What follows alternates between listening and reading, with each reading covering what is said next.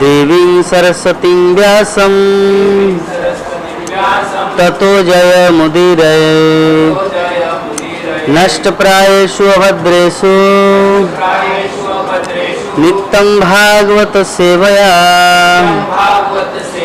भगवती उत्तम श्लोके भक्तिर्भवति नष्टिके।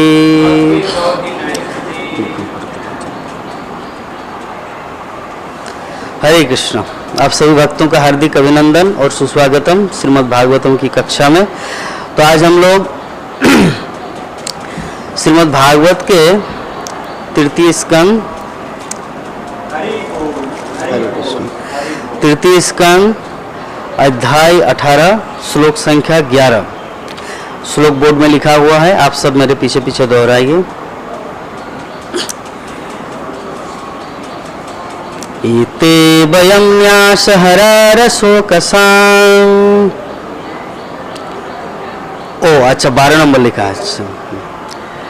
तं पद्रथानां किल यूथपादिपो।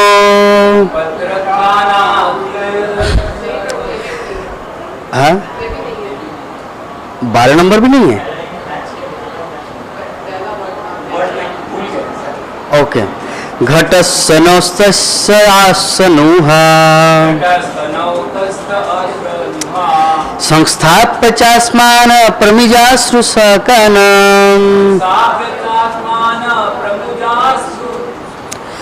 जसां प्रतिगम्यति पिप्रतशब्भ। ठीक है 11 नंबर मेरे पीछे पीछे दोहराए बिना देख के। एते वयं न्यासहरारशोकसां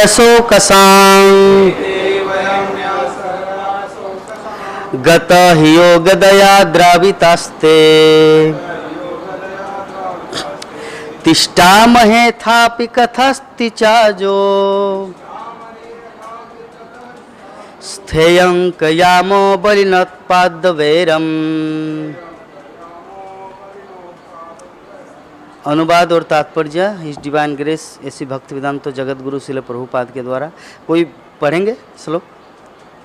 पढ़िए, आपके मोबाइल से पढ़िए, कोई भी पढ़िए।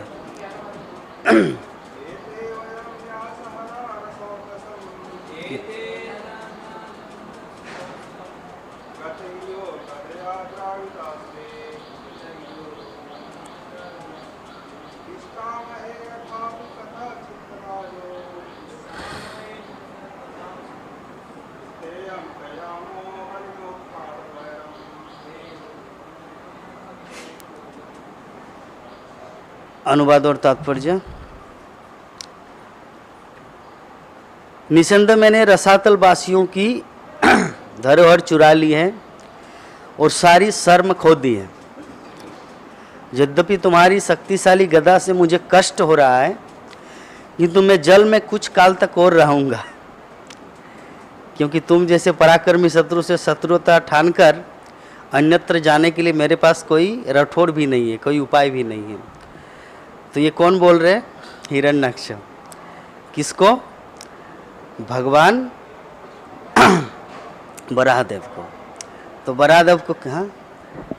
अच्छा, वराहदेव को इसीलिए बोल रहे हैं, जैसे आप लोग जानते हैं जब दुर्योधन भीम से युद्ध कर रहा था तो इतना शर्मा गए थे। अभी कहाँ मतलब छुपना है ना, तो पानी के अंदर छुपा था, क्योंकि नहीं तो भीम पूरा सर्चिंग कर रहा था उनको कि जहाँ भी मिलेगा दुर्योधन आज उनको मारेंगे। तो दुर्योधन क्या कि पानी के अंदर छुपा हुआ ताकि कोई उनको देख न ले। लेकिन भगवान श्री कृष्ण को तो पता है पानी के अंदर है, तो उन्होंने क्या किया, भीम को, अर्जुन को, सबको लेकर वहाँ पर आए जिस जलाशय में दुर्योधन तपस्या कर रहा था, मतलब पानी के नीचे।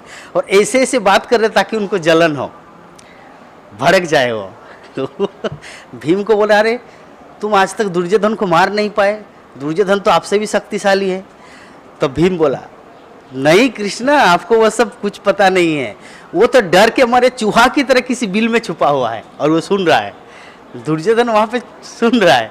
तो वैसे ही यहाँ पे जो स्थिति है ना हिरण्याक्ष, इससे पहले हम लोग इस अध्याय में श्रवण कर चुके कि किस प्रकार कि उनके साथ जो कंपटीशन, स्पर्धा करने वाले कोई जीवात्मा थे नहीं। उसका खुजली हो रहा था शरीर में। अरे कोई तो ऐसा व्यक्ति मिल ही नहीं रहा। आज तक तो मैं चूहे बिल्ली से लड़ रहा था, लेकिन जब सुकर रूप में भगवान अवतार लिए, तब उनको लगा कि ये मेरे कंपटीशन प्रतियोगिता में भाग लेने के अधिकारी व्यक्ति हैं। और उसके बाद जब हार गए, तब भाई मुंह कहाँ छुपाएंगे, क्योंकि पहले तो गरज रहे थे ना। बात को समझ गए? जैसे मान लीजिए किसी के सामने आप हाँक दिया, अरे तुम क्यों चिंता करे, तुम्हारे पूरे जीवन का कार्यभार मैं लूंगा, तुम्हें कोई चिंता नहीं करना, मैं हूं ना। और जब वो विपत्ति में पड़ा, तब आप भाग रहे। तो वैसे ही स्थिति हुआ। सबके सामने तो हाँक दिया कि आज तक कोई मुझे परास्त नहीं कर पाए, ठीक है, आज तक कोई मुझे परास्त नहीं कर पाए, और वैसा व्यक्ति मुझे आज तक मिला नहीं। तब समुद्रदेव उनको बोला था, या वरुण देव बोला था कि तुम्हारे साथ युद्ध करने के लिए एक व्यक्ति है, हाँ, जो तुम्हारा पानी पानी करेंगे। बोले कि कहाँ है, बताओ, मैं तुमको छोड़ देता हूँ। तब वरुण देव को छोड़ दिया और उनकी खोज में गए। किनकी खोज में? भगवान की खोज में। फिर भगवान आए, उनसे युद्ध किया और अभी परास्त हो गए। इसीलिए पहले हाँकना नहीं चाहिए। कभी कभी क्या होता है ना, लोग बहुत डायलॉग मार देते हैं और अपने जीवन में होता नहीं कुछ। ऐसे ही एक बार क्या हुआ था, द्वारका में भगवान यज्ञ कर रहे थे। एक्चुअली भगवान गृहस्थ का रोल निभा रहे थे ना द्वारका में। यज्ञ करना, गायत्री मंत्र का जप करना, बच्चों को गोद में लेना, ये सब उनका लीला था, ये करना पड़ता है। तो ऐसे ही उस समय यज्ञ कर रहा था, तो अर्जुन भी वहाँ पे सामने था। तो एक बार की बात है, एक व्यक्ति, वो उनके परिवार में जो भी जन्म ले रहा है, मृत्यु को प्राप्त हो रहा है। तो उनकी पत्नी बोले नहीं नहीं, मेरा कोखी खराब है, मतलब मेरा गर्भाशय, मेरा भाग्य ही, किस्मत ही खराब है कि बार बार पुत्र आ रहे लेकिन मृत्यु को प्राप्त हो रहे। तो उनका जो पति है, उनको ये चीज़ सहन नहीं हुआ। बोले कि शास्त्रों में, मनु संहिता में वर्णन है कि अगर पिता के रहते हुए पुत्र का मृत्यु होता है, दैट मीन्स राजा, यहाँ के राजा खराब है, या राजा पापी है। अगर राजा सच्चा होगा तब तो पिता के रहते हुए पुत्र का मृत्यु नहीं होगा, क्योंकि राजा इसीलिए पापी है जिसका कारण हमें ये भुगतना पड़ रहा है। तो चलिए इसका निवारण करते हैं। एक पुत्र मर गया, 2 पुत्र मर गया, 3 पुत्र मर गया, ऐसे करते करते एक एक मरते गए। तो उनको सहन नहीं हुआ, तो भगवान जहाँ पे यज्ञ करे तो वहाँ पे जाके गाली देना चालू किया। क्या ऐसे ढोंग कर रहे आप, यज्ञ करने का नाटक कर रहे, मेरा पुत्र मर रहा है यहाँ पे घर में, आप अगर इतने शक्तिशाली राजा है तो आपको तो मेरे बच्चे का, मेरे पुत्र का रक्षा करना चाहिए। भगवान चुप है, क्योंकि वहाँ पे ब्राह्मण यज्ञ करे ना, उस समय अगर मुंह खोले तो वो भ्रष्ट हो जाएगा। यज्ञ में चुपचाप रहना होता है, पुरोहित जैसा बोले वैसे उनको चलना पड़ता है। सामने था अर्जुन, सामने अर्जुन था, और उनको वो सहन नहीं हुआ कि मेरे रहते तुम मेरे दोस्त को, मेरे मित्र को, मेरे फ्रेंड को, मेरे सखा को ऐसे इंसल्ट करोगे, तुम्हारा अधिकार नहीं है। क्या हुआ है मुझे बताओ। अभी देखिए एग्जाम्पल में इसीलिए दे रहा, पहले हाँकने का परिणाम क्या होता है, तुम मुझे बताओ। मैं अर्जुन शिव को चुनौती दिया था, आशुतोष शिव को मैंने परास्त किया था, पाशुपति अस्त्र लाभ किया था, बड़े बड़े योद्धा, ब्रह्मांड के बड़े बड़े योद्धा मुझसे डरते हैं। और तुम, किसी ने आपका पुत्र चोरी किया या मृत्यु प्राप्त हो, उसके लिए डरते हो, चलो मैं जाता हूँ। कृष्ण को जाने का जरूरत नहीं है। तो भगवान ये लीला इसलिए करे ताकि अर्जुन का घमंड तोड़े, उनका अहंकार तोड़े, क्योंकि भगवान का एक नाम है दर्पहारी मधुसूदन। तो मधुसूदन है ना, उनका नाम ही है कि किसी भी भक्त के, चाहे छोटा भक्त हो, बड़ा भक्त हो, उत्तम अधिकारी हो, कनिष्ठ अधिकारी हो, मध्यम अधिकारी, जो भी है, जो भी उनके पथ में आए हैं, उनके मन में किसी भी प्रकार का अहंकार नहीं होना चाहिए। इसीलिए भगवान उसको तुरंत निवारण करते हैं। तो अर्जुन बोले ठीक है चलो। तो उन्होंने बोला ठीक है चलो, आज मेरे पत्नी का फिर से पुत्र जन्म का अवसर आया है, तो आप वहाँ पे पहरा देना। तो अर्जुन वहाँ पर आए, जिस घर में बच्चे का जन्म होगा। तो अर्जुन ने कैसा बाण मारा कि पूरा एकदम कभार हो चुके हैं। अगर आकाश से कोई पानी भी गिरे तो भी नहीं गिरेगा, बर्फ, हिम कुछ भी नहीं गिरेगा, मतलब ऐसा पूरा ढक दिया है, छत की तरह बना दिया है कांच का अपने बाण से। तो अर्जुन आराम से भगवान का नाम जप कर रहे, अब मेरा काम तो खत्म। और वो व्यक्ति जिनका पुत्र वो घर के बाहर है और पत्नी अंदर है, अब बाकी स्त्रियों के साथ। पुत्र का जन्म हुआ, आनंदित हुए। अर्जुन बोला देखा मैंने आपको बोला था ना, आपके पुत्र का कुछ नहीं होगा, जमराज तो को मैं ललकार सकता। ठीक है, अभी क्या हुआ, जस्ट 2 मिनट के बाद जैसे ही पुत्र जन्म लिया, जस्ट 2 मिनट के पूरा जो छत है, छत दीवार तोड़ के, छत तोड़ के वो बच्चे को लेके जा रहे कोई व्यक्ति। अर्जुन तो देखते ही देखते रह गए, कुछ करने, अरे कौन है करके उनका पीछा किया, लेकिन वो गायब हो गया। अभी एक्चुअली अर्जुन ने वो ब्राह्मण को बोला था कि अगर मैं तुम्हारे पुत्र को जीवित नहीं रख पाऊं तो मैं खुद को अग्निदाह में प्रवेश करके अपने जीवन को विसर्जन कर दूंगा, इट्स माई प्रॉमिस, ये मेरा वादा है। तो ब्राह्मण ने उस समय बोला था कि देखिए ऐसा प्रॉमिस मत करो, क्योंकि बहुत बड़े बड़े ऐसे महारथी आयर चले गए, क्योंकि वाणी जो है ना, वर्ड्स जो है ना, आकाशवाणी सुनते हैं, भगवान सुनते हैं, इसीलिए तुम उतना ये मत दिखाओ। अरे तुम जानते नहीं मैं कौन हूँ, तुम अर्जुन का नाम सुने, धनुर्धारी अर्जुन। बोले कि ठीक है भाई, चलो जब आप ऐसे आश्वासन दे रहे मेरे पुत्र की रक्षा करना, ये तो मेरा ही लाभ है, मेरा ही बेनिफिट है, तो चलो जाके देखते हैं।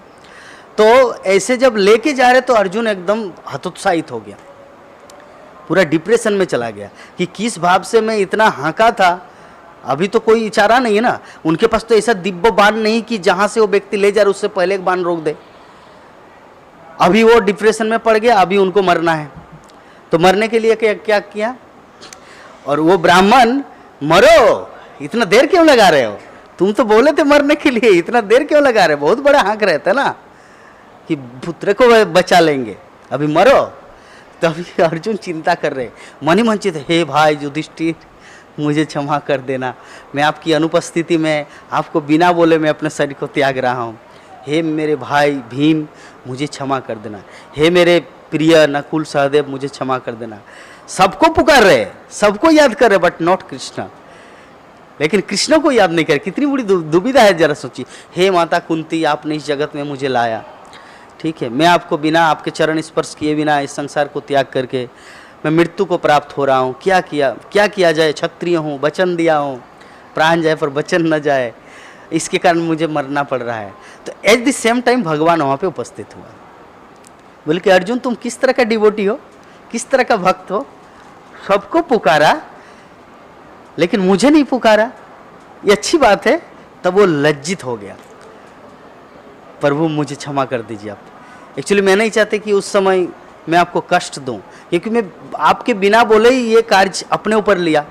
जैसे होता ना कभी कभी कानून अपने हाथ में ले लेना, जो भगवान की आज्ञा से अर्जुन ने जो किया था वो 64 करोड़ जनसंख्या को मार गिरा है, लेकिन ये तो भगवान की आज्ञा नहीं था, ये तो खुद अपने मनमाने ढंग से, मैं योद्धा हूं, मैं दिखा दूंगा तुम्हारे पुत्र का, तो उसमें तो भगवान का कोई हाथ नहीं है, इसलिए भगवान भी सपोर्ट करेंगे नहीं।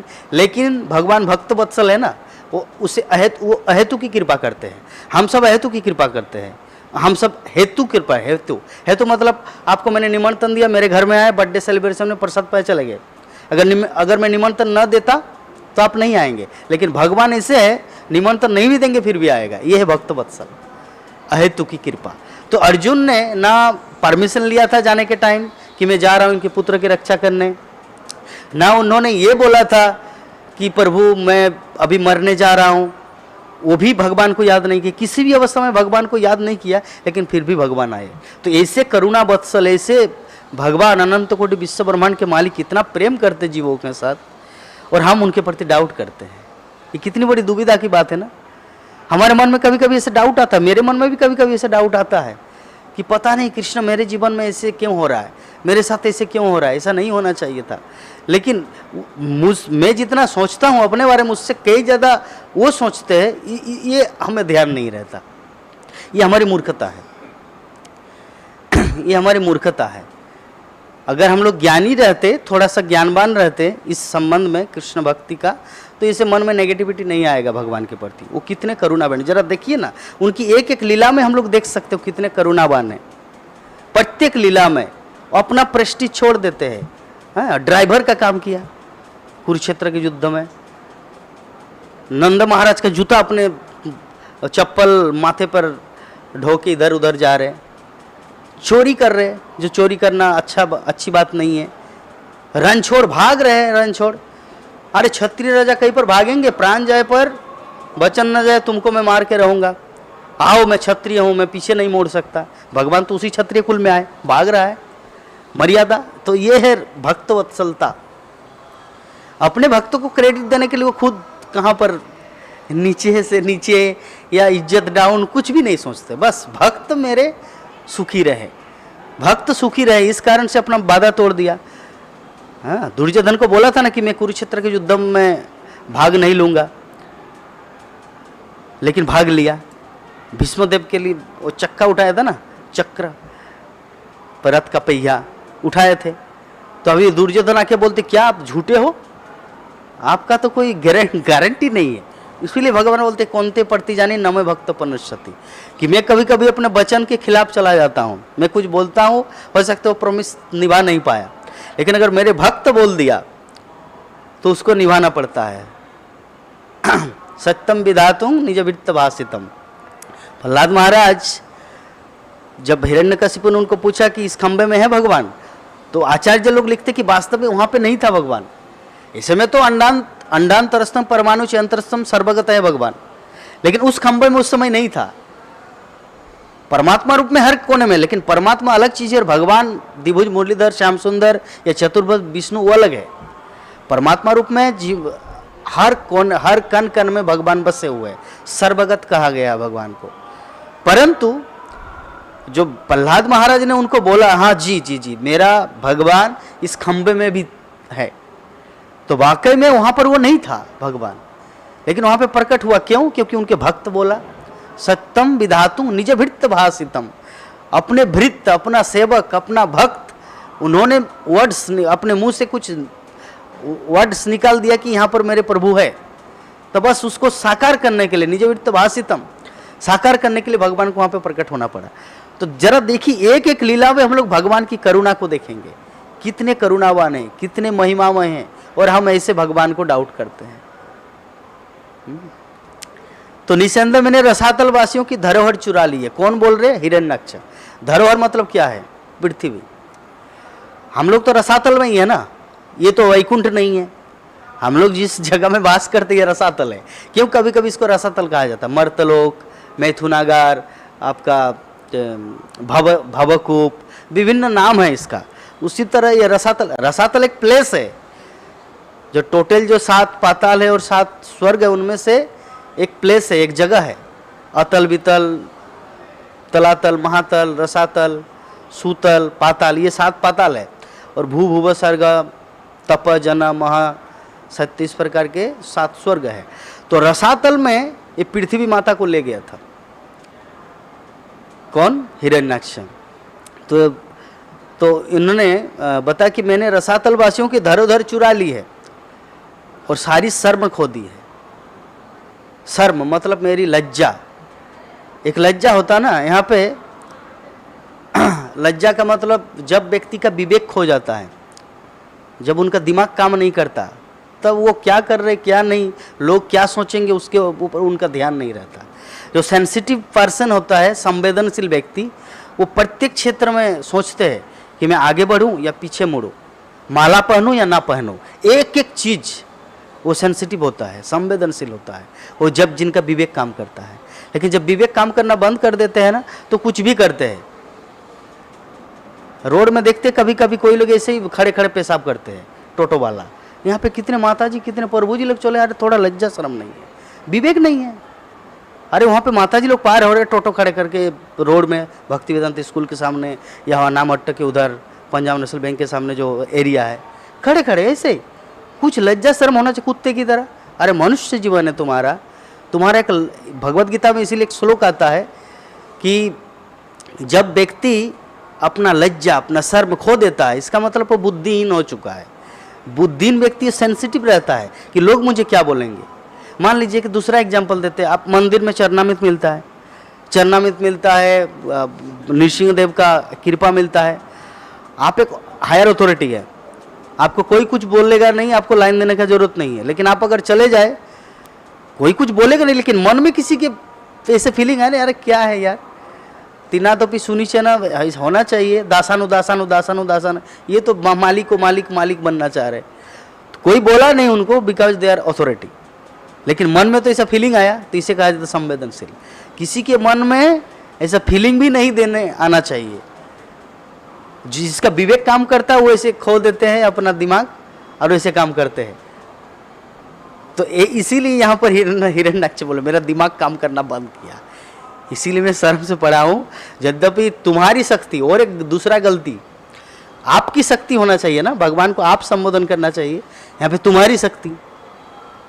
तुम्हारी शक्ति गदा से मुझे कष्ट हो रहा है, शक्तिशाली गदा से, किंतु मैं जल में कुछ काल तक रहूंगा, क्योंकि मार खाया ना। अगर व्यक्ति बाहर नहीं, मान लीजिए कभी कभी किसी मूवी में भी आप लोग किसी सीन में देखे होंगे कि एक गुंडा है, ठीक है, और वो पुलिस को लगता है ये पुलिस तो ये नॉर्मल व्यक्ति है, ये तो कुछ कर पाएगा नहीं, मैं डॉन हूँ इस शहर का, ये मुंबई का डॉन हूँ, तुम मुझे कुछ कर पाओगे?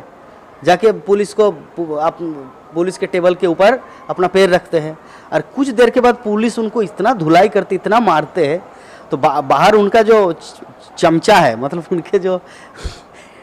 उनका जो असिस्टेंट थे वो गुंडा का, अभी अगर मार खा के बाहर निकले सब तो दिखेंगे पूरा फटा गंजी, पूरा फटा शर्ट, एकदम खून।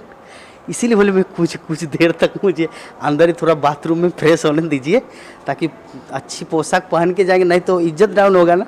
तो हिरण्यकश्यप का भी वैसा ही हाल है कि मैं इतना मार खा के, क्योंकि भगवान के गदा से, बराहदेव के गदा से इतना मार खाया ना, पूरा चूर हो चुका है, वो थक गया है। तो ऐसी परिस्थिति में मान लीजिए किसी व्यक्ति का चाल अगर बदल जाए, सबका चाल होता है ना, कोई स्पीड चलता है, जो धीमी गति में चलता है भाई वो धीमी गति में चल, कोई उसके ऊपर नजर नहीं देगा, लेकिन जो स्पीड चलता है वो अचानक अगर धीमी गति में चले तो कुछ तो हुआ होगा इनका, ऐसा फीलिंग है। तो इसीलिए हिरण्यकश्यप मन में सोच रहे कि मैं महाराणा प्रताप की तरह से क्षत्रिय की तरह चलता हूँ, और अचानक एकदम गोबर बन गया, किसी ने मुझे मार के एकदम पूरा ये कर दिया, अभी मैं क्या करूँ? बोले प्रभु आप चले जाइए, मुझे कुछ देर पानी में रहने दीजिए। ये साफ साफ लिखा है कि मैं कुछ काल तक और रहूँगा। क्यों? क्योंकि तुम जैसे पराक्रमी शत्रुता ठान कर अन्यत्र जाने के लिए मेरे पास कोई और दूसरा उपाय नहीं है। लोग हाय करेंगे, अरे क्या रे महाराणा प्रताप क्या बन गए तुम, कितने शक्तिशाली व्यक्ति थे, एकदम पूरा भिखारी की तरह दिख रहे बेचारा। तो इसीलिए वो अपनी लाज छुपाने के लिए, अपनी शर्म छुपाने के लिए वहीं पर रहे कुछ काल तक। और तो यहाँ पे शिला प्रभुपाद तात्पर्य में लिखते हैं बहुत ही इंपॉर्टेंट चीज़, कि असुर को समझ लेना चाहिए था कि ईश्वर को किसी दूसरे स्थान में नहीं भगाया जा सकता, क्योंकि सर्वव्यापी है। भगवान सर्वव्यापी है, उसको कहीं भी उनके साथ फाइटिंग कर रहे हैं तो बोले तुम यहाँ से चले जाओ, अरे भगवान कहाँ जाएंगे, उन्हीं की तो संपत्ति है, उन्हीं का तो जगह है, उन्हीं का प्लेस है।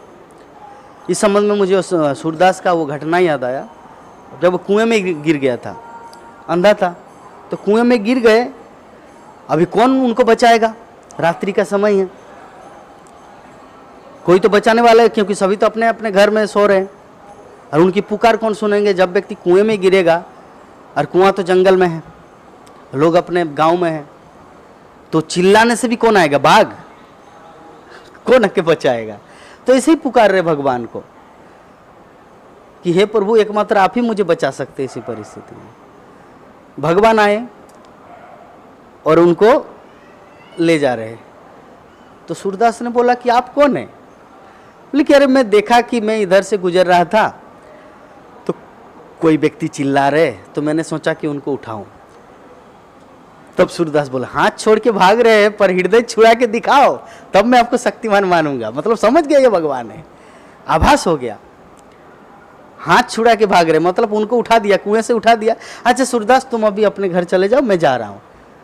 तो बोले प्रभु हाथ छुड़ा के जा रहे हो, लेकिन मेरे हृदय से अपने आप को छुड़ा के जाओ, तब मैं बोलूंगा कि आप वीर हो। सच्चा वीर मैं आपको तब मानूंगा जब मेरे हृदय मंदिर से निकल के दिखाओगे। तो ये होता है भक्त वत्सलता। तो इससे पता चलता कि भगवान यद्यपि उनका हाथ छुड़ा दिया, लेकिन वो भगवान जो हृदय मंदिर में सर्वस्व चाह हृदय सन्निविष्ट मत्त स्मृति ज्ञान अपहनम, वो जो बैठा हुआ है उसको तो वो तो नहीं जा सकते न कहीं पर। प्रेम के द्वारा भगवान वहीं पर बंधे हुए हैं। तो इसीलिए यहाँ भी वही चीज बताया गया है कि यद्यपि भगवान वहाँ से जा रहे हैं, लेकिन उनको इतना भी समझ नहीं। प्रभुपाद तात्पर्य में लिखते हैं कि वो मूर्खों को, असुर को ये समझ लेना चाहिए था कि ईश्वर को किसी दूसरे स्थान में नहीं भगाया जा सकता। उनको इतना तो समझ होना चाहिए कम से कम। असुर अपनी अधिकृत भूमि को अपनी संपत्ति मानते हैं। अधिकृत मतलब कि उनके नाम पे किया गया है, ये मायापुर उनका लैंड है, ये वेस्ट बंगाल सरकार उनका है, ये उत्तर प्रदेश सरकार उनका है। तो ये जो देहात्म बुद्धि से व्यक्ति ये मेरी संपत्ति, ये भूमि मेरी है, सभी भूमि तो गोपाल की है, भगवान की है, मीराबाई बोलते हैं। हाँ, ये संसार की सभी भोक्ताराम जगत तपसांग सर्वलोक महेश्वरम, नॉट ओनली पृथ्वी लोक, सर्वलोक महेश्वरम। महेश्वर मतलब शिव नहीं, महेश्वर मतलब महाईश्वर, सभी लोगों का ईश्वर, ईश्वरों का ईश्वर, सर्व कारण कारणम, अनादिरादि गोविंद, वो है गोपाल, सभी भूमि गोपाल की। तो हमें इसको समझना है। किंतु जो असुर टाइप के होते हैं वो अपनी भूमि को अपना मानते हैं, किंतु वास्तव में प्रत्येक वस्तु ईश्वर की है। वो जब चाहे कोई भी वस्तु ले सकता है। हम लोग पृथ्वीराज चौहान के विषय में जानते हैं, जब मोहम्मद घोरी आक्रमण किया था, एक बार नहीं बार बार, तो पृथ्वीराज चौहान का एक दोस्त क्या था जानते हैं? कि वो बहुत बड़ा आदर्शवादी था। आदर्शवादी था भाई, एक बार छोड़ दिया ठीक है, और एक बार छोड़ दिया ठीक है, इतना 17 बार छोड़ देना, इसका मतलब पापा अपने आप को बहुत महान घोषित कर रहे हैं। अति ठीक नहीं है ना, किसी भी चीज़ का अति। एक सांप आपको डसा तो आप उन सांप को भगा दिए, दूसरे दिन वही सांप आया उस घर में, उसको फिर से भगाए, तीसरे दिन में वही सांप आया, तो अभी आपको उपाय तो कुछ करना चाहिए ना। बार बार उसको भगाएंगे, उसको या तो मार दो और जला दो, क्योंकि सिर्फ सांप को मारने से दोष लगता है, सांप को मार के उसको जलाना पड़ता है, उनको भी आत्मदाह करना पड़ता है, नहीं तो उनको मुक्ति नहीं मिलती। लेकिन वो व्यक्ति अगर नहीं सांप आ रहे भगा दे रहे, सांप आ रहे भाग, तो वैसे ही तो मोहम्मद घोरी लाई के सांप, स्नेक बार बार आ रहे, आक्रमण कर रहे। अंत में क्या हुआ? अंत में क्या हुआ कि चलिए पृथ्वीराज चौहान को उनका आँख, दोनों आँखों को अभी फोड़ेंगे, तो उससे पहले उनके पास एक विद्या था कि वो बिना देख के भी तीर चला सकता था, उनके पास ये क्वालिटी था। तो मोहम्मद घोरी सिंहासन में बैठे हुए हैं, और उनका और एक असिस्टेंट था। किनका असिस्टेंट? महाराज का। और वो असिस्टेंट जो था ना, पृथ्वीराज चौहान का दोस्त था। बात को समझ गए? महाराज का जो असिस्टेंट है मोहम्मद घोरी का, वो असिस्टेंट पृथ्वीराज चौहान का दोस्त था, फ्रेंड था। तो फ्रेंड ने बोला, देखिए तुमको तो बहुत सारा कष्ट दिया, क्योंकि तुम तो क्षत्रिय राजा हो, जब तक तुम नहीं छोड़ोगे तब तक वो अपनी ये भारत भूमि को अपने नाम पे, अपने कब्जे में नहीं कर सकता मोहम्मद घोरी। तो आपको क्या करना है, या तो उनके प्रति समर्पण कर दो या कुछ एक करो, अन्यथा तुम्हारी जान ले लेंगे। तो पृथ्वीराज चौहान ने बोला कि ठीक है, मुझे एक अवसर दीजिए। वो अवसर क्या है कि मुझे राजमहल ले चलिए महाराज के सामने, और मैं उनको कला दिखाऊंगा। क्या कला? कि बिना आंखें, मतलब आंखें तो पहले फोड़ दिए है ना, मतलब मारे नहीं, मोहम्मद घोरी उसको मारे नहीं, जस्ट 2 आंखें फोड़ दिया था। प्रभु जी सोइए मत, आंखें फोड़ दिया था, परंतु अभी तक जिंदा मारे। तो उन्होंने सोचा कि जीवन के अंतिम क्षण में कुछ तो करके जाएंगे, क्योंकि उन्होंने मुझे अंधा बना दिया और साथ साथ में पूरे भारतवासियों को अंधा बनाने जा रहे, पूरे संपत्ति अपने नाम पे करना चाह रहे, तो इनको भी तो कुछ करके जाना है। तो अब उनके फ्रेंड को बोला, अर्थात राजा के असिस्टेंट को, कि तुम एक सभा में सभी लोगों को बुलाओ और महाराज को प्रस्ताव दो कि तीरंदाजी की बिना आंख देखे किसी भी प्रकार का ऐसा भेदन करेंगे कि सीधा वहीं पर लगेगा। तो राजा आश्चर्यचकित हो, हाँ ये तो देखना चाहिए, क्योंकि मृत्यु के समय ये जीवन की एक अंतिम इच्छा है, ये थोड़ा देखना चाहिए। तो उन्होंने एक कविता लिखा था, उनका फ्रेंड ने। वो कविता इस प्रकार था, मोहम्मद घोरी को समझना है लेकिन पृथ्वीराज चौहान को समझ आ रहा है कि 2 पग इधर, 2 पग बाएं साइड ये राज सिंहासन होगा, 3 पग के ऊपर इतना डिस्टेंस, मतलब ये पूरा कविता ऐसे लिखा गया था ताकि उनको ऐसे आभास दे कि तुम तीर ऐसे टाइम पे चलाओ सीधा उनके वक्षस्थल में गिरे। मतलब मोहम्मद घोरी को तो मृत्यु उनको मार के ही संसार से चले जाना, उससे पहले नहीं। ऐसे करके कविता बनाया था, लेकिन कविता तो संस्कृत का, वो तो उर्दू अरबी जानते थे, तो संस्कृत का ऐसे कविता लिखे थे। और वो खेल चल रहा था, अभी खेल स्टार्ट, तो उन्होंने बोला यहाँ पे सीढ़ी होगा। पहले उनको थोड़ा आगे आभास दिया, इस कदम को आगे वो टच कर रहे हैं ना, तो ये सीढ़ी नहीं, ये खंबा का वो गोल ये है, उनको तो आभास हो रहा है। तो पहले उनको समझा दिया था, और अभी उनको कविता के माध्यम से बोला। एक तीर मारा, कहीं पर एक निशाना था, दो तीर मारा और एक निशाना था, तो महाराज भी हाथ सांस रहे, आह कितनी अच्छी बात है, जयद्रथ की तरह, ये जयद्रथ की तरह। तो अभी लास्ट तीर, 3 नंबर तीर ऐसा, फिर 3 स्टेप बाद ऊपर में एक सिंहासन, सिंहासन को संस्कृत में बोला ताकि उनको समझ ना आए मुगल को, तो सिंहासन, फिर 2.5 फीट इतना ऊपर, ये पूरा चीज व्याकरण की दृष्टिकोण से उनको समझा दिया। और ऐसे तीर मारा ना मोहम्मद गौरी को मार दिए। तो जरा कल्पना कीजिए सर, ये जो मीराबाई बोले हैं सभी भूमि गोपाल की, क्यों बोला है सभी भूमि गोपाल की?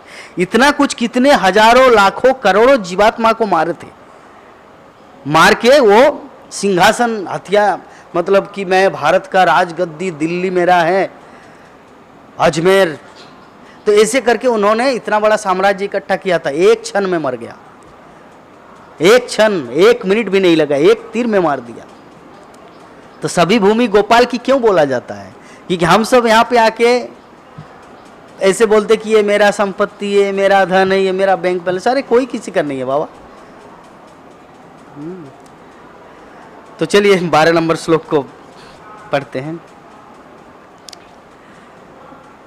तंगपद्रथानाम किलजुदपादिपो घटस्सनो सस्तस्वासनोह संस्थाप्य चास्माना परमिजाश्रिशोकानाम यशांग प्रतिज्ञाम नतिप्रिय वर्षभ। तुम पैदल सेना के नायक हो तो तुम शीघ्र ही हमें हराने का प्रयत्न करो। तुम अपनी बकवास बंद कर दो और हमारा वध करके अपने संबंधियों की चिंताओं को मिटा दो। कोई भले ही गर्वित हो, किंतु यदि वो अपने दिए गए वचनों प्रतिज्ञा को पूरा नहीं कर पाता तो सभा में आसन प्राप्त करने का पात्र नहीं है। ये कौन बोल रहा है? हिरण्याक्ष। यही घटना सेम महाराणा प्रताप के जीवन में हुआ था उनका। और मुगल अकबर का जो सेना नायक था, मुझे अभी नाम याद नहीं रहा है, नहीं मानसिंह नहीं, और एक, जब अकबर छोटा था उस समय उनको गाइड किए थे, है नहीं अभी याद नहीं, चलिए उनकी घटना ऐसे बता रहे। तो उनको चित्तौड़गढ़ भेजा गया, राजस्थान, अकबर ने उनको राजस्थान भेजा गया कि महाराणा प्रताप को अगर तुम हरा पाओगे, अगर उनको अगर मार दोगे तो पूरा राजपूताना, पूरा राजस्थान, पूरा भारत मेरे कब्जे में, क्योंकि दिल्ली का राजा है अकबर, तो दिल्ली का राजा है। परंतु राजस्थान एक ऐसा प्लेस है उनको कोई जीत नहीं पा रहा है कि राजपूत क्षत्रिय ऐसे है। तो अभी वहां पे अगर महाराणा प्रताप को मारते हैं, अगर उनको मार देते तो पूरा राजपूताना, पूरा भारत उनके कब्जे में है। क्यों मुझे याद नहीं आ रहा अभी नाम, क्या सिंह खान और है खान करके है, बहराज खान, अच्छा जो भी है मैं बाद में बता दूंगा, अभी याद नहीं आ रहा। वो खान, उन्होंने वो आया, चित्तौड़गढ़ आया और पूरे राजपूताने को विभिन्न जगह में मार पीट, विभिन्न जगह को लूटा, और अंत में महाराणा प्रताप के, वो छोटा बालक 14 वर्ष का महाराणा प्रताप, फिर उनको मारने के लिए इतना उद्यत है, कितना प्लान, बॉम्ब बारूद, दिल्ली से फाइटिंग, कितना दल सेना, सब कुछ किया, लेकिन अंत में मुझे नाम ही याद नहीं आ रहा ताकि चीज़ को अच्छी तरह बोल सकूं। अंत में महाराणा प्रताप उनको ऐसे जस्ट मारने वाले थे, तलवार एकदम रोक दिया, बोले जाओ मैं तुमको जीवन दान देता हूँ। अभी वो इतना लज्जित हो गया, नहीं नहीं नहीं नहीं, मुझे मारिए मुझे मारिए मुझे मारिए, ऐसे सेम जो हिरण्याक्ष जो बोल रहे बरादेव को, मुझे मारिए, मुझे छोड़कर मत जाइए, बोले मुझे मारिए मुझे मारिए। लेकिन महाराणा प्रताप बोले नहीं, मैं तुमको नहीं मार सकता क्योंकि तुम अभी निहत्थे हो, मैं तुमको छोड़ दिया, मैं तुमको जीवन दान दिया। अभी ऐसे अवस्था में वो दिल्ली आया और दिल्ली आके अकबर को बोले कि मेरी ऐसी स्थिति, बोले तुमको तो मरना चाहिए था, तुम मर क्यों नहीं गए? ऐसी अवस्था में अपने आप को बचा के ले आए, तुम जैसे कायर, ऐसे करके उनको भर्त्सना किया। तो महाराणा प्रताप उनको बोले थे मैं चाहता हूँ कि तुमको एक तलवार से नहीं मारो, मैं तुमको ऐसे मारो कि पल पल तुम, ये जो डर, ये जो हादसा, ये जो स्थिति तुमको बार बार जब याद देंगे तब तुमको दुख होगा, कष्ट होगा, मृत्यु जैसा फीलिंग आएगा। और जब अकबर उनको बीच बीच में ऐसे टोकते थे, ताना मारते थे, तो तो उनको और ज़्यादा कष्ट हो, मृत्यु से भी ज़्यादा बढ़कर कष्ट होता है। तो यहाँ पे वही चीज़ की बता रहे हिरण्याक्ष कि तुम अपनी बकवास बंद कर दो, भगवान को बोल रहे और हमारा वध करके अपने संबंधियों की चिंता को मिटा दो।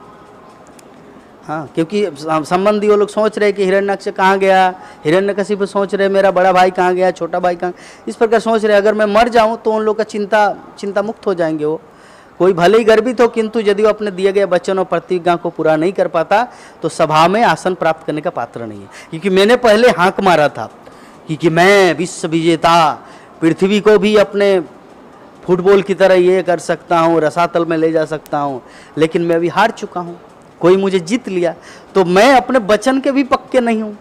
कहने का मतलब मैं जो वादा किया था, संसार के सामने जो चैलेंज, सबके सामने एक बात प्रकट किया था, उसके अधिकारी हम अभी नहीं है। इसीलिए मैं आसन में, सिंहासन में बैठने के योग्य व्यक्ति नहीं, इसीलिए आप मुझे मार दीजिए। तो श्रील प्रभुपाद तात्पर्य में लिखते हैं कि असुर भले ही शूरवीर हो और पैदल सेना का नायक हो, किंतु भगवान के सामने वो शक्तिहीन रहता है और उसकी मृत्यु अवश्य संभावी है।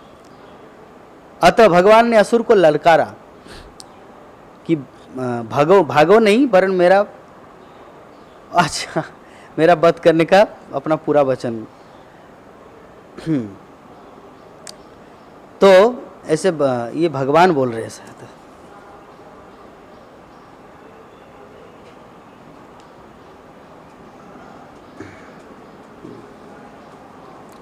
अच्छा, वो हिरण्याक्ष ने भी बोला था एक बार, हिरण्याक्ष ने बोला था कि मैं तुम्हारा वध करूंगा, हाँ मैं तुम्हारा वध करूंगा, तुमको मारूंगा, फिर परिवार का चिंता मुक्त करूंगा। तो ऐसे में तो मैं कुछ पॉइंट बना के लाया हूँ इसमें असुर का मनोभाव को लेकर, वो आप लोगों के सामने रखूंगा। हिरण्याक्ष का जन्म और असुर भाव, हिरण्याक्ष द्वारा जल के भीतर चुनौती, ये श्लोक युद्ध के दौरान उसके मन की स्थिति को दर्शाता है। ये उसका मानसिक पतन है, अभी वो हारा नहीं पर डर गया। असुर जो होते हैं ना, वो हार जाते हैं परंतु डरते नहीं। हम लोग देखते हैं दुर्योधन जब भगवान शांति दूत बन के आया था हस्तिनापुर में, तो पहले तो बोला कि इनको पकड़ो, इनको रस्सी से बांधो, ये ग्वाला को रस्सी से बांधो, ठीक है।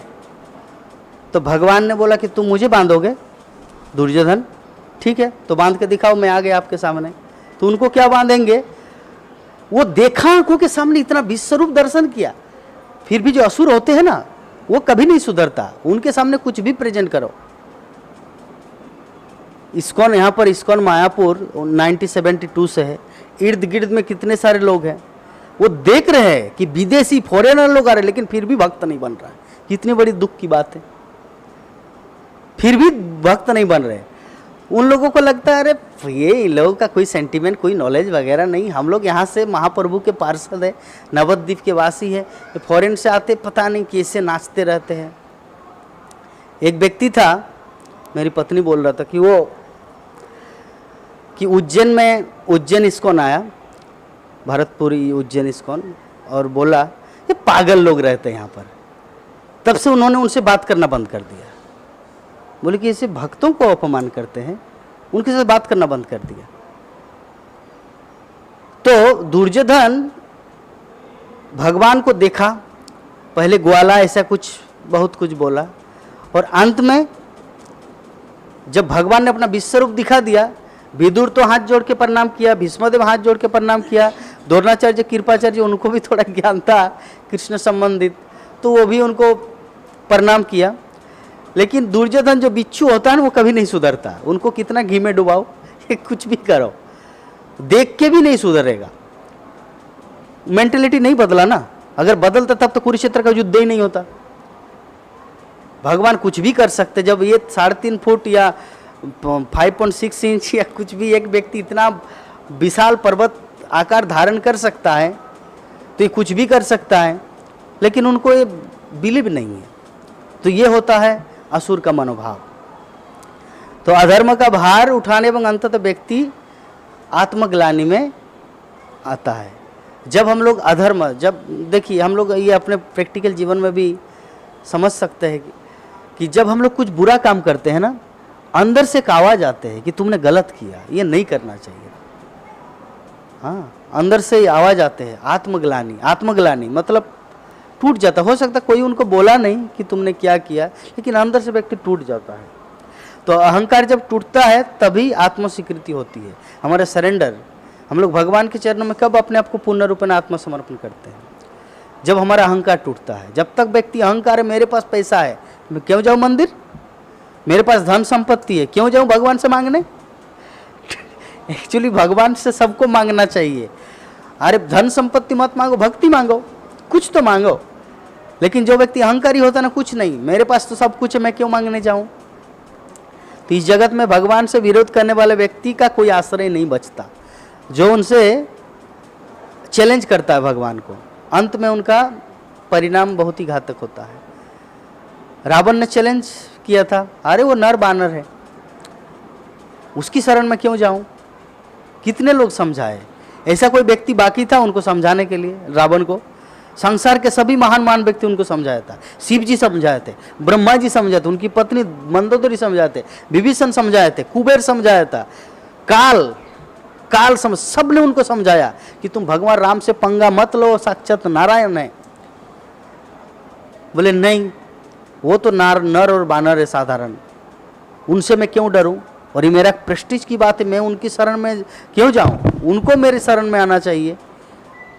33 करोड़ देवी देवता मेरे चरणों में झुके हुए हैं और मैं किसी मनुष्य के चरणों में झुकूं, ये कितनी लज्जाजनक बात है। रावण इसे सोचता था। उनको पता नहीं कि देवी देवता से ऊपर भगवान होता है, क्योंकि इस्कॉन का कोई नॉलेज उनके पास था नहीं। बाकी तो जगत में जो इस्कॉन के फिलोसॉफी या प्रभुपाद के बुक नहीं पढ़े, उनको तो सब देवता एक लगता है। गीता पर उसका बुक पढ़ो, आपको इंद्र और भगवान सेम लगेगा। भगवान विष्णु और इंद्र, चंद्र, वरुण सेम लगेगा। आदित्य, चंद्र, सूर्य एक लगेगा। वैसा वो प्रेजेंट किया गया है, क्योंकि उनको तो गुरु परंपरा से ज्ञान प्राप्त हुआ नहीं ना। जस्ट संस्कृत के विद्वान थे, ट्रांसलेट कर लिया। जब कोई इस्कॉन में आते हैं, शिल प्रभुपाद का भक्ति वेदांत तात्पर्य पर, तब उनको समझ में आता है कि गोलोक वृंदावन कहाँ पर है, वैकुंठ कहाँ पर है, स्वर्ग कहाँ पर है, मर्तलोक कहाँ है, अतल वितल तलातल रसातल पातल कहाँ है। लेकिन जो वो सब बुक पढ़ते हैं, मैं किसी की निंदा नहीं कर रहा हूँ, लेकिन होता है ना, एक नॉलेज तो हर जगह दिया जाता है। स्कूल में भी नॉलेज मिलता है, कॉलेज में भी मिलता है, यूनिवर्सिटी में भी मिलता है, NIT, IIT, MIT सब जगह मिलता है, लेकिन सबका अलग अलग परिमाप है। तो कुछ प्रश्न लेते हैं, किसी के मन में अगर कुछ हो आप लोग कुछ प्रश्न कर सकते हैं इस समय में, अगर कुछ बोलिए माता जी। Any question?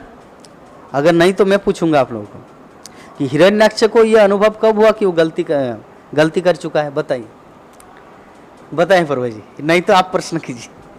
प्रश्न क्वेश्चन आंसर होना चाहिए, भागवतम क्लास का रूल है। या तो आप मुझे कीजिए, नहीं तो आप जवाब दीजिए। बोलिए। हाँ, हिरण्यकशिपु को उनका अहंकार हुआ था। जी जी जी जी, यस, बहुत सुंदर। तो यहाँ पर जो प्रश्न था कि हिरण्याक्ष को कब अनुभव हुआ कि वो गलती कर चुका है, तो यहाँ पे प्रभु जी ने बहुत सुंदर उत्तर दिया कि जब व्यक्ति गलती तब करता है जब अपनी अध्यात्म बुद्धि, अपनी जो आत्मज्ञान है, आत्म साक्षात, उनको भूल जाते हैं। कहने का मतलब कि वास्तविकता में क्या है, जीवेर स्वरूप है कृष्ण नित्य दास, एकमात्र भगवान है, हम सब उनके दास हैं। लेकिन जब वो भूल जाता व्यक्ति, चेतना खो देते हैं, तब उनको अहंकार बढ़ता है और अहंकार के कारण वो गलती करता है। तो वही चीज प्रभु जी ने बताया। अच्छा, दूसरा प्रश्न, क्या यह आत्मस्वीकृति पश्चाताप में बदली? क्यों नहीं ये जो आत्मस्वीकृति उनका पश्चाताप में बदला कि नहीं? हिरण्याक्ष का बदला? नहीं बदला। क्यों? क्योंकि वो असुर है। वो दुर्योधन का जो एग्जाम्पल दिया आप लोगों को, कि दुर्योधन का एग्जाम्पल दिया कि वो सब कुछ देखा, वीडियो भी देखा, ऑडियो भी सुना, लेकिन फिर भी वो उनकी शरण में नहीं गए। ये असुर का स्वभाव है, वो कभी नहीं बदलेगा, आत्मस्वीकृति। और 3 नंबर है, क्या आपने कभी ऐसी स्थिति अनुभव की है जहां आप भाग नहीं सकते थे? आप क्या आपने कभी ऐसी स्थिति अनुभव की जहां आप कभी भाग नहीं सकते थे? किसी ऐसी परिस्थिति हमारे पर्सनल जीवन में, कुछ ऐसा जीवन का अनुभव हुआ है? ऐसे मुसीबत में पड़ गए, मजबूर में, अभी यहाँ पे जा भी नहीं सकते, लाइक दैट। तो जो भी है, आज का जो हमारा सारांश है क्लास का, कि अधर्म, लज्जा और पराजय। जब व्यक्ति अधर्म करता है तो अधर्म से लज्जा आता है, क्योंकि विवेक काम करना बंद कर देते हैं, और अंत में क्या होता? पराजय होता है। जब दुर्योधन को बोला कि कम से कम 5 गांव दो, क्योंकि क्षत्रिय है, वो तो भीख मांग नहीं सकते, कृषि कार्य कर नहीं सकते, क्योंकि वैश्य नहीं है, ब्राह्मण नहीं है कि भीख मांगे, शूद्र नहीं कि किसी का काम करे, वैश्य नहीं कि कोई बिजनेस करे, बिकॉज दे आर क्षत्रिय। जब वो क्षत्रिय है तो उनको तो राज्य करने जैसा फीलिंग आना चाहिए ना, तो 5 गांव दे दीजिए, एक गांव का वो मुखिया बनेंगे एटलीस्ट। भगवान ने उनको प्रस्ताव दिया था। तो दुर्योधन ने क्या बोला? सुई की नोक के बराबर भी जमीन नहीं देंगे जब तक युद्ध नहीं करेगा। परिणाम क्या हुआ? अधर्म के पथ में गया ना। भगवान की बात को न मानना अधर्म है। धर्म क्या है? धर्म तो साक्षात भगवत परिणीतम, भगवान जो बोले वही धर्म है, और भगवान के विरुद्ध जो कार्य करे वो अधर्म है। तो दुर्योधन ने तो बात माना नहीं, अधर्म किया, तो इसीलिए अंत में पराजय किसका हुआ? उन्हीं का। 100 भाई मर गए और 5 पांडव का एक भी नहीं। ये होता अधर्म। धर्म हमेशा जीत लेता है और अधर्म की पराजय होती है। अहंकार टूटने पर ही आत्मा को ईश्वर की महिमा समझ में आती है। सारांश आज का, जब किसी का अहंकार टूटता है तब उनको समझ में आता है कि भगवान कितने दयालु हुए, कितने महिमामय हैं। जब तक अहंकार रहेगा ना, तब तक उनको भगवान नहीं दिखेगा। ऐसे प्रणाम करेंगे लोगों के भीड़ में, लेकिन जब अहंकार नहीं तो पूरा दंडवत प्रणाम करेंगे विनीत भाव से। तो हिरण्याक्ष ने भगवान को युद्ध में देखा लेकिन शरणागति नहीं अपनाई। ये जो क्लास का जो सारांश है श्लोक का, भगवान को देखा लेकिन फिर भी शरणागति नहीं अपनाए। इसलिए कभी कभी किसी भक्तों के मन में ऐसे विचार आता है, प्रभु जी काश मेरा जन्म भगवान कृष्ण के लीला के समय हुआ होता। ठीक है, काश मेरा जन्म चैतन्य महाप्रभु के लीला के समय हुआ होता। मैं अभी ऐसे समय में हूँ, ना कृष्ण है, ना रामचंद्र की लीला है, ना महाप्रभु है, ना क्या बोलते बरादेव, ना वामन देव, हिरण्यकशिपु है क्या, नृसिंह देव, कोई नहीं। मैं किसकी शरण में जाऊं? कभी कभी ऐसा फीलिंग आता है, अरे भाई वो लोग देखा था फिर भी शरण में नहीं गया। शरण में तभी व्यक्ति जा सकते जब उनकी महिमा को सुना जाए। हमें तो उससे भी अच्छा सौभाग्य मिला कि हम लोग सुन पा रहे, इसीलिए अंदर ही अंदर भगवान को हम लोग समर्पित कर रहे हैं अपने जीवन को। यही तो सुविधा है हमारे मानव जीवन का, ये इस समय जन्म लेने का। ठीक है, तो आज की कथा को यहीं पर विराम देंगे। और किसी का कुछ प्रश्न नहीं है? प्रश्न है माता जी? देखिए मन में कंफ्यूज है तो बताइए, थोड़ा सा स्पष्ट बोलिए। हाँ, आप सुन के बोलिए। हाँ,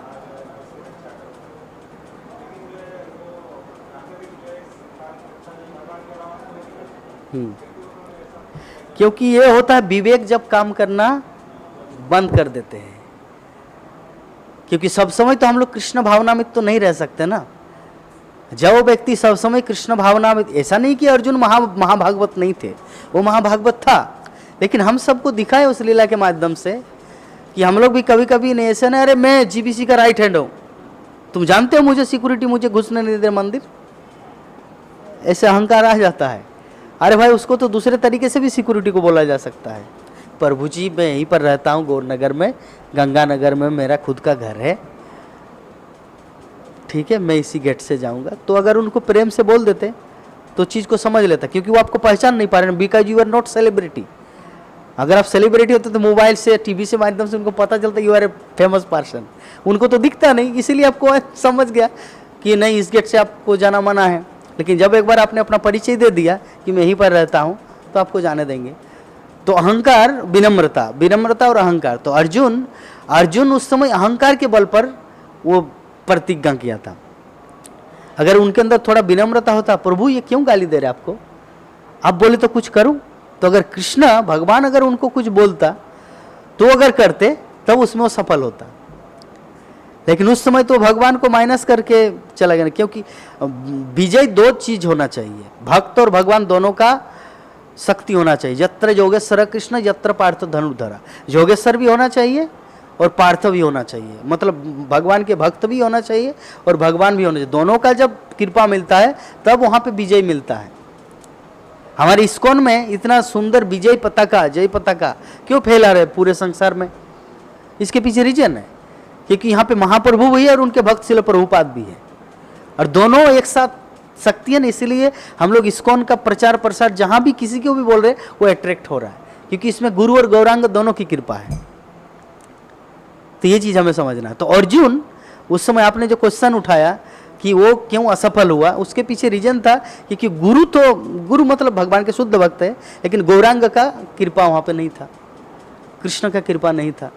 अगर दोनों कृपा मिलके अगर कुछ कार्य किया जाए तो वो सफल होगा। यही व्यासदेव का स्टेटमेंट है, यत्र योगेश्वर पार्थ यत्र पार्थ धनुर्धर। और कुछ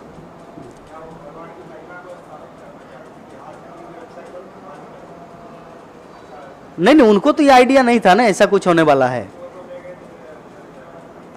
हाँ, वो तो अलग ये है, वो महाविष्णु, और महाविष्णु का प्लान था ये। महाविष्णु बोले कि मैं बहुत दिन से भगवान श्री कृष्ण का दर्शन नहीं किया। यकारनार्णव जले भजत स्म जोगो, तो कारणार्णव साई में रहते महाविष्णु, कारणोदक साई विष्णु वहाँ पे रहते हैं। गर्भोदक साई में गर्भसागर में गर्भोदक साई विष्णु रहते हैं, क्षीर सागर में क्षीरोदक साई विष्णु रहते हैं, और कारणोदक साई में सर्व कारण कारणम वहाँ पे महाविष्णु रहते हैं कारणोदक साई, और उसके ऊपर है कृष्ण, वो बहुत ही ऊपर। तो सबको तो इच्छा होता है ना अपने सुप्रियर से बात करने का, मिलने का। हम लोग जैसे मान लीजिए आप कई पर भक्ति, कोई चेन्नई से आए, कोई हैदराबाद से आए, कोई बेंगलोर से आए, कोई मुंबई से आए, तो जिनका वो गुरु है, मतलब जो जिसका शिष्य है, कभी गुरुदेव से भेंट करने आते व्यास पूजा के टाइम। अगर वो राधानाथ स्वामी महाराज के डिसाइपल तो मुंबई जाएंगे, जुहू चौपाटी या गिरगांव चौपाटी। अगर वो श्रीमद जयपताका स्वामी गुरु महाराज के डिसाइपल है तो मायापुर आएंगे। गोपाल कृष्ण गोस्वामी महाराज के डिसाइपल है तो वो दिल्ली जाएंगे। लोकनाथ स्वामी गुरु महाराज के डिसाइपल है तो वो पंढरपुर जाएंगे। श्रीमद भक्तिचार्य स्वामी गुरु महाराज के डिसाइपल तो मायापुर या उज्जैन जाएंगे। तो क्या है ना, गुरुदेव से भेंट करने वो इच्छा होता ना, वो भक्ति तो कर रहे हैं, जो साधना सोलोमाला का जब सिद्धांत 4 नियम पालन, जो नियम दिया वो कर रहे हैं, लेकिन फिर भी तो कभी कभी इच्छा होता नहीं गुरु महाराज का सशरीर में दर्शन करे। तो जो महाविष्णु था उनके भी मन में ऐसी इच्छा था कि मैं भगवान श्री कृष्ण का दर्शन करूं। तो दर्शन करूं कैसे? दर्शन कैसे करेंगे? तो बच्चे को चोरी कर, मतलब मृत्यु होता था और अपने ऊपर ले लेते थे, ताकि जब कभी अर्जुन और कृष्ण आएंगे तो वो बोलेंगे जमराज ले गया, तो जमराज के पास गया तो जमराज बोले नहीं, वो तो मेरे पास नहीं एक भी, वो तो ऊपर में महाविष्णु ले गया। तब वो महाविष्णु के पास अर्जुन भी वो सब जगह देखा, जितना दिन टूर ट्रेवलिंग करके भी नहीं देख पाता, वो सब जगह उन्होंने भगवान श्री कृष्ण के साथ रहते हुए देखा। तो महाविष्णु का इच्छा था कि मैं भगवान श्री कृष्ण का दर्शन करूं, और भगवान श्री कृष्ण की इच्छा थी कि अर्जुन को भी ये सब जगह दिखाऊं। कितने लोग पार करके महाविष्णु के लोक में गए, ये सब लीला है। ठीक है, जय ग्रंथरा श्रीमद् भागवत महापुराण की, जगत गुरु शिल प्रभुपाद की, अनंत कोटि वैष्णव भक्तविंद की, समवेत गौर भक्तविंद की, निताय गौर प्रेमानंदे।